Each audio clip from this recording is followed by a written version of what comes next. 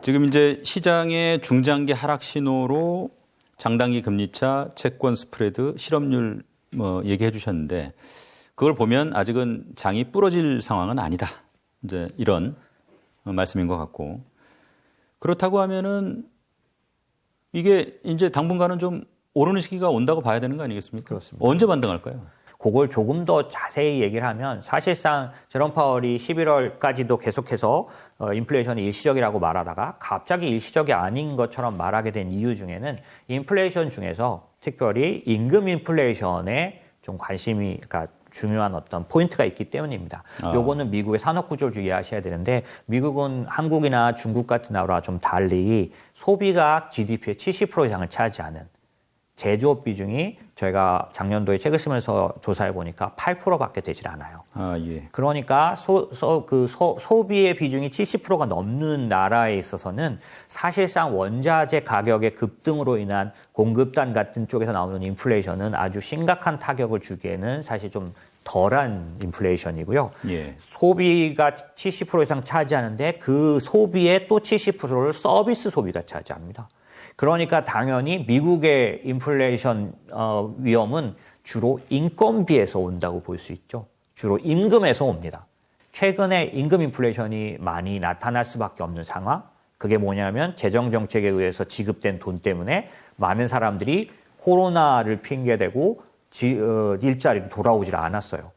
400만 정도가 자발 은퇴를 해버렸고 그러다 보니까 정확하게 그러니까 사람을 찾는 기업의 구인 그 숫자가 직업을 찾는 사람보다 1.6배가 높은 이상현상이 나타나고 있었기 때문에 당연히 임금이 올라갈 수밖에 없었죠.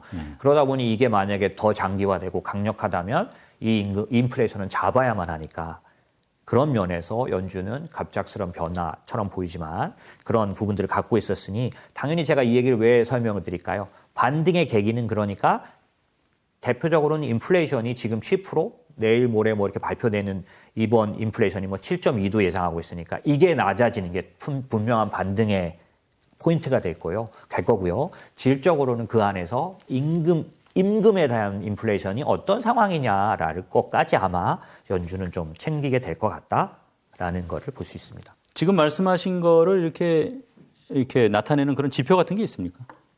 임금과 인플레의 관계. 지금 말씀드린 것처럼 이 임금에 관련된 다양한 그런 그 지표들이 있습니다. 예를 들면 지금 말한 것처럼 이 시간당 임금 지수뿐만이 아니라 경제 활동 참여 인구수. 아까 말씀드린 것처럼 지금은 뭐 어떤 문제가 제일 크냐면 사람을 찾는 데 비해서 사람이 부족한 거에서 임금이 올라가고 있으니까 이 부분이 충분히 채워지려면 어떻게 하냐면 경제 참여 활동 비율이 높아져야 되는 거죠. 예. 그래서 그거를 봐야 되겠고 두 번째는 아주 세세하게 조사를 하기 때문에 예를 들면 임금 자체가 소득이 낮은 분위, 그러니까 몇 개의 분위로 나누는데 소득이 높은 사람들의 임금 상승률, 낮은 사람들의 임금 상승률 이런 것들을 자세히 조사해서 최근에 임금 상승률은 대부분 소득이 낮은 분들의 임금 상승률에서 제일 대표적으로 나타났었어요. 그러면 이분들이 돌아오게 되는 그러니까 경제 참여 활동 참여가 높아지면서 이 소득이 낮은 분들의 그런 소득이 올라가는 그러니까 임금이 올라가는 게 낮아지는 부분이 높아지지 않는다면 상당 부분 안심할 수 있는 부분이 생기겠고요. 그다음에 당연히 기업들이 ISM 지수 같은 데서 뭘 나타내느냐면 가격 지수 같은 게 있는데 비용 지수죠. 물가 비용 지수 같은 것들 안에 기업들이 인플레이션을 반영해서 이것들을 올릴 때 그 부분들을 올리는데 임금이 차지하는 부분들이 나타나는 부분이 있기 때문에 이런 것들을 조사하면 지금 그 말씀이 흔히 얘기하는 ECI 말씀하시는 겁니까? 네, 예, 맞습니다. 정확하게 말씀하신 건데요. 그게 이제 고용에 관련된 비용 지수를 아예 나타내고 있는 거죠. 그걸 종합적으로 걔를 체크를 하는 게 연준 같은 경우는 가장 중요한 체크 목록에 들어가는 거죠. 흔히들 그 연준이 이제 수요 측면에서는 할 일이 많지만 공급단 측면에서는 뭐 별로 할 수 있는 게 없다라고 하는데 이제 그럼에도 불구하고 공급단에서의 어떤 그런 변화가 연준의 금리 인상이나 양적 긴축에 영향을 미치지 않겠습니까? 그 공급단에서 오는 신호는 긍정적입니까? 부정적입니까?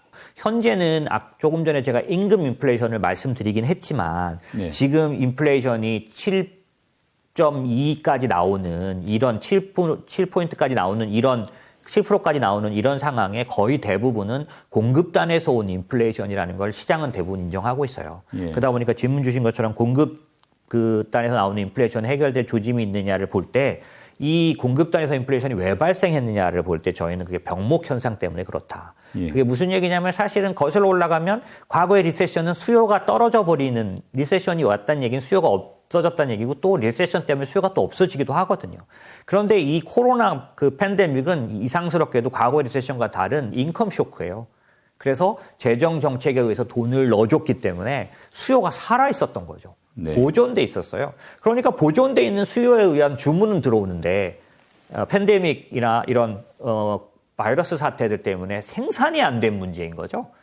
그러다 보니까 주문은 들어오는데 생산이 안 된 문제로 생긴 인플레이션이었기 때문에 이 문제에 대해서 그럼 해결은 궁극적으로 어떻게 오겠느냐? 두 가지로 올 수 있겠죠. 수요가 줄어들어도 이 병목에 관한 인플레이션은 적어지겠죠. 예. 두 번째는 생산을 많이 하게 돼도 충분히 하게 돼도 이 문제는 줄어들겠죠.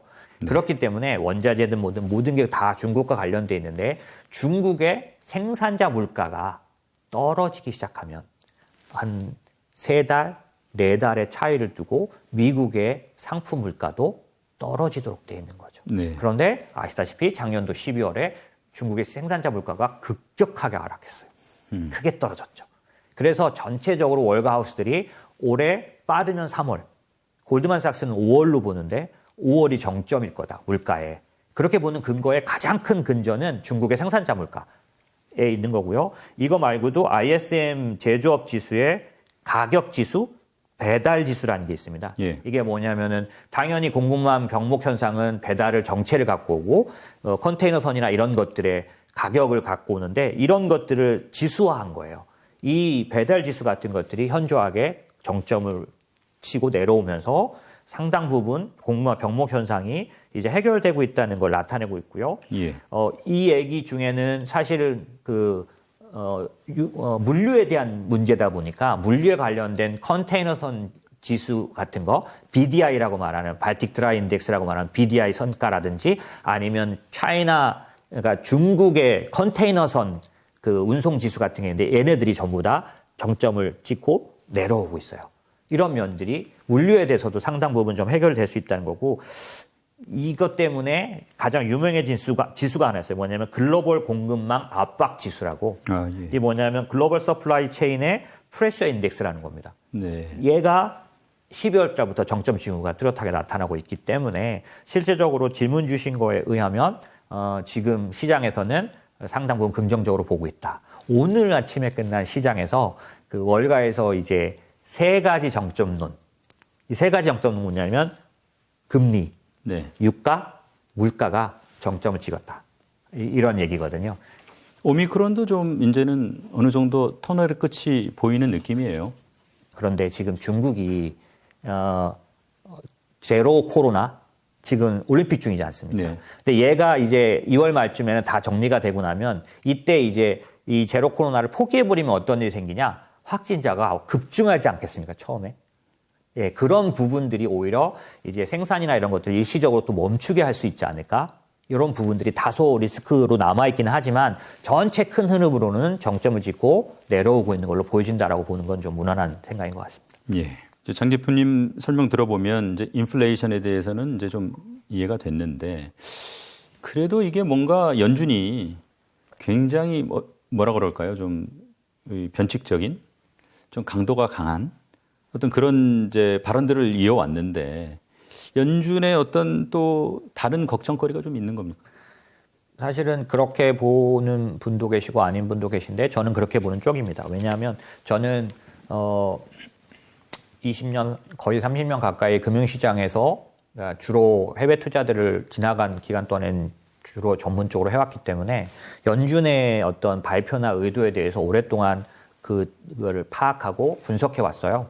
그런데 연준은 사실 생각하고 다르게 경제나 주식시장보다는 달러의 수호자입니다.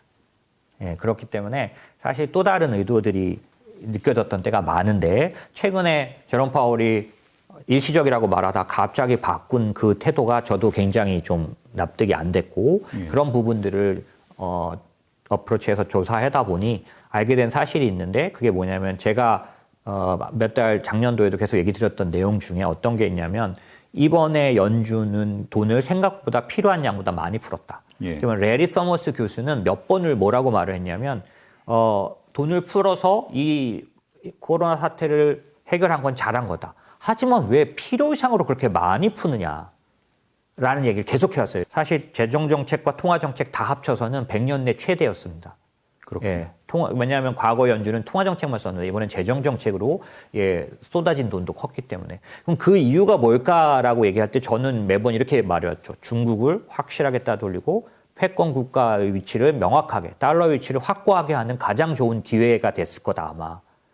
그러려면 사실 패권 국가는 어떤 힘이 있어야 되냐면 물건을 사주는 힘이 있어야 합니다. 예. 소비, 구매력 기준, 패권 국가여야 되는 거죠. 그런데 코로나 때 2020년도 그때 기준으로 제가 조사해봤더니 구매력 기준으로는 중국과 미국이 같아졌었어요. 그런데 이번에 코로나 끝나고 나니까 지금에 와서는 완전히 따돌렸습니다. 근데 그럴 수 있었던 데는 너무나 엄청난 돈을 찍었다는 건데요. 근데 아시다시피 바이든이 특별한 여러 가지 상황에 의해서 지지율이 떨어지면서 그 다음에 조맨친이라는 독특한 카드가 나왔는데 이건 돌발 변수죠. 예. 왜냐하면 과거 미국 어느 때보다 이렇게 50대 50으로 한 사람의 힘이 이렇게 커졌던 적은 없다고 제가 내용을 읽게 되더라고요. 예. 조맨친은 그 기회를 가장 적절하게 이용하는 사람인 것 같아요. 자기의 몸값으로 봤을 때는. 네. 그러다 보니까 빌드백 베러가 물 건너 가거나 늦어진 상황이 되면서 돈이 점점 이제 움직이지 못해서 썩는 효과들이 나타나기 시작했는데 그게 제일 먼저 단기 금융시장에 나타납니다. 네. 그런 측면에서는 아까 언제 반등이 나오냐라고 말했을 때 제가 생각하는 제 마음속의 본격적인 반등은 네. 사실은 이 단기 금융시장의 문제가 해결되는 것도 포함돼야 한다라는 생각을 갖고 있죠. 알겠습니다.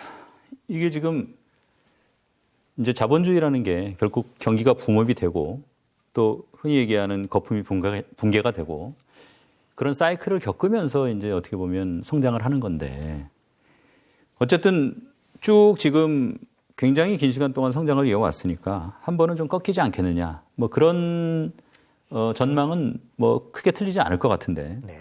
만약에 장이 부러진다면 언제쯤일 걸로 장 대표님 보십니까? 기간으로 알기는 쉽지 않을 것 같고요. 다만 상태로는 알 수 있는데 과거에 그 돈을 풀고 유동성을 늘렸을 때 네. 이제 그거가 마감이 되는 그 반대 저는 그 두 가지 사이클 얘기를 하면서 경기 사이클에 의한 장세를 말할 때 봄, 여름, 가을, 겨울 얘기하는데 여기에서 이제 여름이 끝나고 실적 장세가 끝나고 이제 겨울 같은 장세가 오게 했던 원인 중에 가장 이제 대표적이고 뚜렷한 이유는 중립금리 이상으로 금리를 연준이 올렸을 때입니다. 네. 그러니까 저도 당연히 시장에 대해서 가장 리스크 관리 측면에서 보고 있는 건 연준이 금리를 앞으로 3번, 4번 올리는 건 크게 문제가 없어요. 네. 지금 미국의 성장률은 과거 어느 때보다 높습니다. 지금 이제 말씀하신 중립금리라는 거는 시장이 견딜 수 있는 금리를 말씀하시는 네, 저희가 거죠? 자연금리라고도 말하고요. 예. 예. 그러니까 말씀하신 게 제일 좋은 정의입니다. 시장이 어떤 무리하게 느끼지 않는 금리입니다. 이게 기업의 느낌일 수도 있습니다. 왜냐하면 조달 금리가 너무 높아지면 그때부터 마진이 이제 나빠지기 시작하니까요. 예. 그런 것들을 다 반영한 게 중립금리인데 그 중립금리 이상으로 연준이 올렸을 때 시장은 반드시 어려움을 겪었고 제가 가장 최근에 겪은 거로는 2018년도 정도에 예. 제롬 파월이 이제 이어서 금리를 올렸는데 2018년 12월에 금리 올리고 나서 무너져 버렸어요. 그래서 할 수 없이 부랴부랴 제롬 파월은 다시 금리를 3번이나 인하했습니다. 네. 요때와 같은 현상이 앞으로도 물론 올해 정도 몇 번 올릴지는 모르지만 6번, 7번 저는 올릴 수 없다라고 생각하는 쪽인데 왜냐하면 중립금리를 봤을 때 지금 현재 연준의 그 점도표 여기에 이제 중립금리가 나옵니다. 예. 롱고런이라는 데 표기되어 있는 거는 현재는 2.0으로 돼 있어요.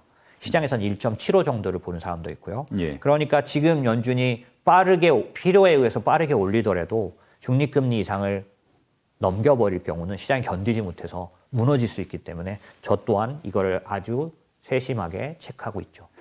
이게 보니까 이런 시장이 견딜 수 있는 금리의 수준이라는 게 이게 1970년대부터 지금까지 보면 쭉 좀 낮아지는 것 같습니다. 맞습니다. 제가 자료로 보여드릴 수 있는데 자연 이자율은 계속해서 내려왔고 요걸 여러분이 추정해 볼 수 있는 좋은 방법이 있는데 1990년도부터만 연준의 금리 인상 역사를 봐도 지금처럼 돈을 풀고 금리를 내렸다가 경기가 좋아져서 금리를 올리는 거는 3번, 4번 해왔습니다. 지금까지. 예. 70년대부터 보면 4, 5번 정도 되는데 그때마다 어떤 특징이 있냐면 지난번에 올렸던 금리보다 다시 문제가 와가지고 돈 풀었다가 이제 다시 경기가 좋아져서 금리를 올릴 때 지난번보다 더 높게 올린 적은 한 번도 없어요.